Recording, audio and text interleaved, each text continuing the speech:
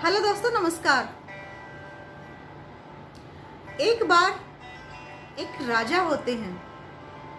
वे काफ़ी बड़े बुजुर्ग हो गए, बीमार रहने लगे।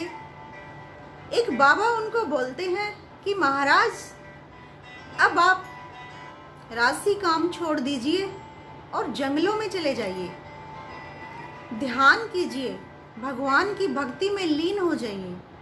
बाकी जो समय बचा है आप उसको सिर्फ अपने लिए जिए।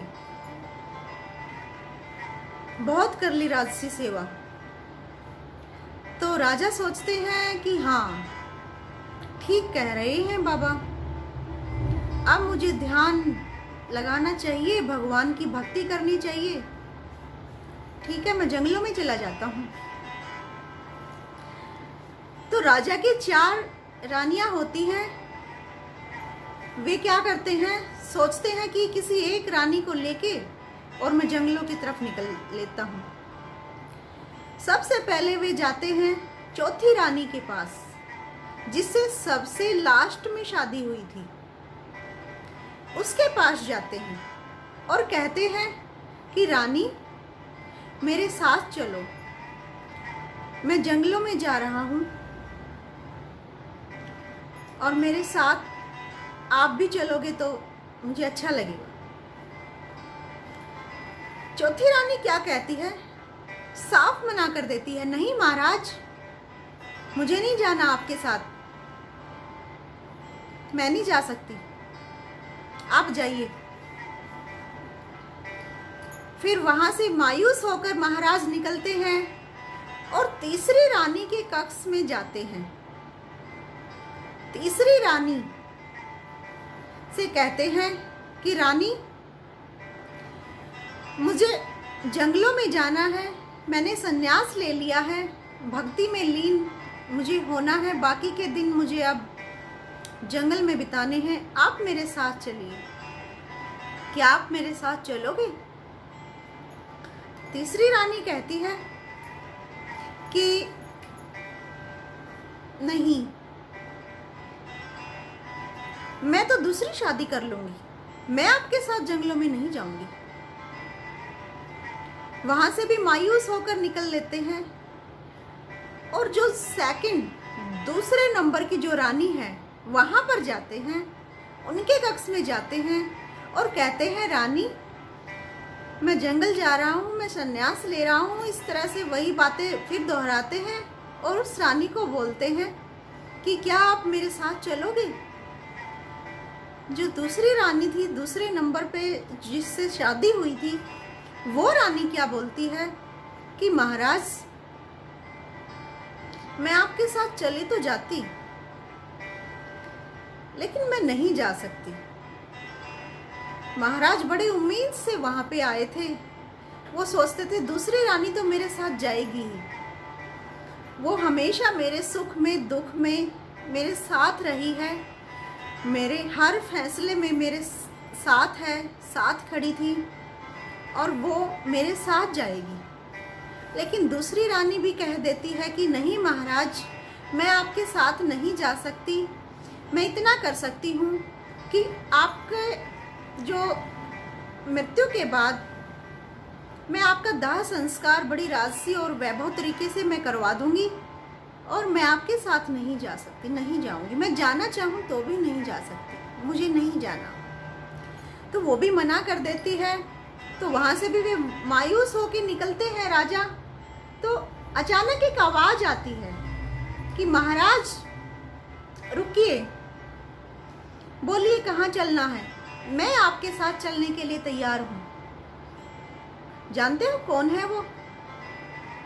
वो है राजा की पहली पत्नी, पहली रानी, जिससे सबसे पहले शादी हुई थी। वो राजा के साथ जाने के लिए तैयार है। राजा ने जिसका बिल्कुल भी ध्यान नहीं रखा, उसकी बिल्कुल बात नहीं सुनी, कभी भी उसको सम्मान नहीं दिया, उसको इग्नोर किया हमेशा, वो रानी राजा के साथ जाने के लिए तैयार थी, क्योंकि वो राजा से सच्चा प्रेम करती थी। ये कहानी सिर्फ एक राजा की और रानियों की नहीं है, यह कहानी हम सब की है, हम सब के जीवन से जुड़ी है। कैसे? चौथी रानी, जो लास्ट वाली जो रानी थी, उसने मना कर दिया, साफ मना कर दिया। जानते हो कौन है वो? हमारी रानी वो कौन सी है? हमारा शरीर, हमारी त्वचा, हमारा रंग रूप, जो हमारे साथ कभी नहीं चलता, कभी नहीं जाता। एक वक्त आता है वो ढल जाता है, एक जैसा बिल्कुल नहीं रहता। वो चौथी रानी के रूप में है। और तीसरी रानी याद है आपको? कहानी में उसने मना कर दिया था साफ कि मैं नहीं जाती। तो हमारे जीवन में हमारी तीसरी रानी कौन सी है?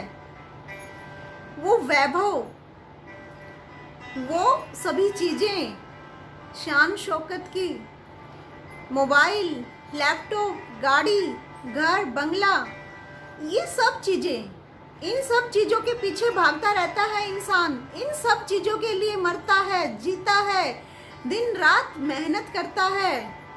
और ये अच्छी नहीं है, उससे अच्छी लेनी है, ये गाड़ी अच्छी नहीं है, उससे अच्छी लेनी है, उससे भी ज़्यादा, वो सही नहीं है, अब ये ले ली, फिर ये भी सही नहीं है, ये भी फिट नहीं है, और ऊंची, और बड़ी, और लंबी, ऐसी चीज़ों को। ये छोटा है फ्रीज, अभी बड़ा, अभी ये लैपटॉप, टीवी, मोबाइल, इन सब सुविधाओं के पीछे वो भागता रहता है, पूरी जिंदगी चली जाती है। लेकिन क्या वो उसके साथ जाती हैं? नहीं जाती, बिल्कुल नहीं। तीसरी रानी ने मना कर दिया था साफ, किसी और से शादी कर लूंगी। ये किसी और की हो जाती हैं ये चीजें, हमारी नहीं होती, हमारा साथ नहीं दे पाती लास्ट तक, अंत तक, बुरे समय तक।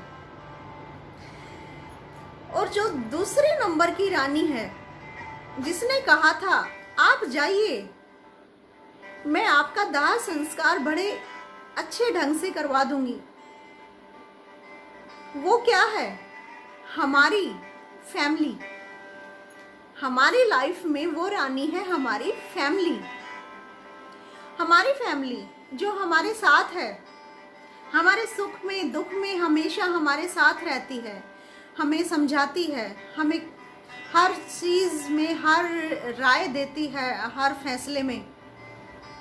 वो जो हमारे साथ जाना भी चाहे तो भी नहीं जा सकती, ये है हमारी लाइफ की दूसरी रानी, जो सिर्फ शमशान तक ही जाती है, उसके आगे नहीं जा सकती।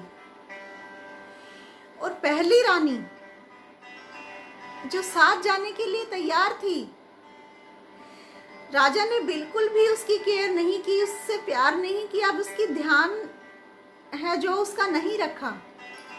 वो रानी हमारी लाइफ में कौन सी है?